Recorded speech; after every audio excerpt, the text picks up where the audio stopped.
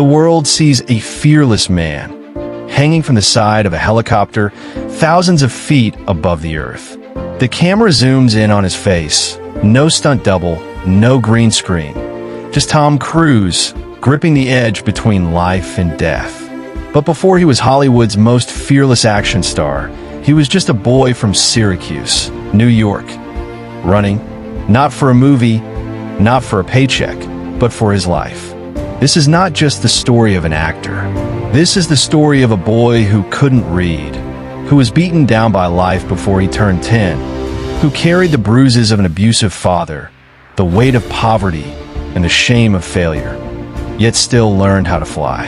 It was 1962 in Syracuse. A small, struggling family tried to make ends meet. The smell of cigarettes and stale air filled the rooms. Tom Cruise Maypother IV was born into chaos. His father, an electrical engineer, was brilliant but unpredictable, quick to anger, quick to punish. They didn't have stability. They didn't have roots. By the time Tom was 14, they had moved 15 times.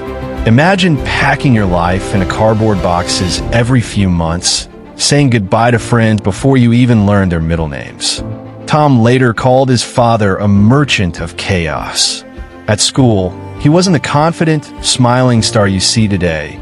He was the small kid, bullied, laughed at. Teachers thought he was slow because he couldn't read properly. The truth was that Tom had dyslexia. Letters danced like restless insects on the page. He memorized words by sound, not sight. In a world where knowledge is power, Tom felt powerless. But he had something else, legs that could run.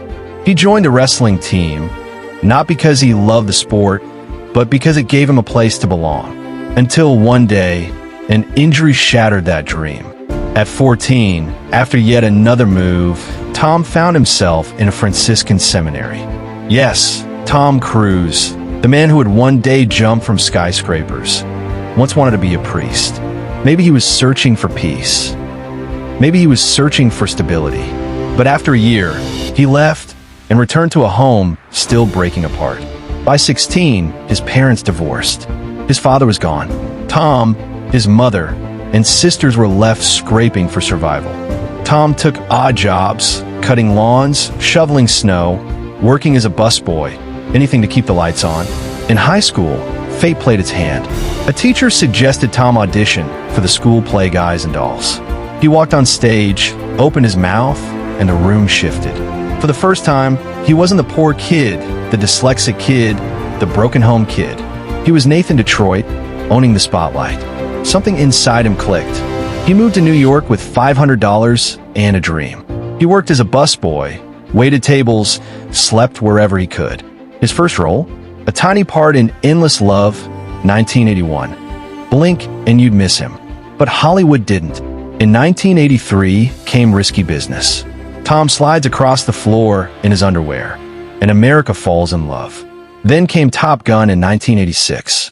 Fighter jets, sunglasses, Maverick. Overnight, Tom Cruise became a symbol. But fame is a strange gift. It can make you rich, but it can also cage you. Behind the scenes, Tom still battled the same dyslexia he had as a boy. Every script was a challenge. So he developed a secret method, memorizing lines by listening to recordings.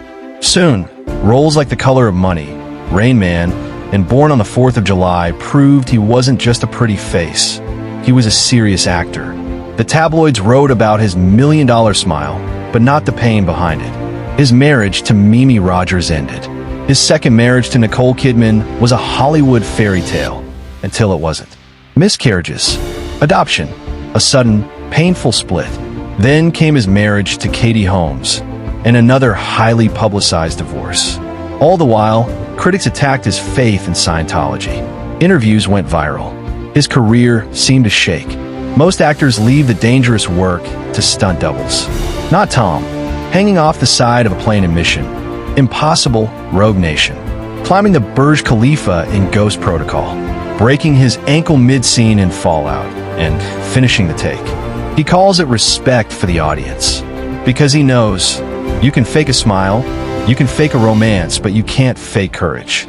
Tom's devotion to Scientology brought him loyalty from some and ridicule from others. He rarely speaks about it now, focusing instead on his craft. Through it all, he kept friends like director Christopher McQuarrie close. Together, they built Mission Impossible into a franchise that changed modern action cinema. At 60, most stars fade. Tom Cruise jumped out of a plane for Top Gun, Maverick, and brought people back to theaters after a pandemic. The film made over $1 billion. Critics called it the movie that saved cinema. Tom is not just an actor. He is a producer, a businessman, a daredevil, and a man who refuses to age in spirit. If you think you need a perfect life to win, look at Tom Cruise. Dyslexic, bullied, poor, rejected, and yet he learned to fly. Not because he was fearless, but because he refused to let fear decide his story. Life will give you scripts you never wanted, lines you can't read, scenes you wish you could skip. But like Tom, you can learn your part. You can take the leap. And maybe, just maybe, you'll find your wings while you're falling.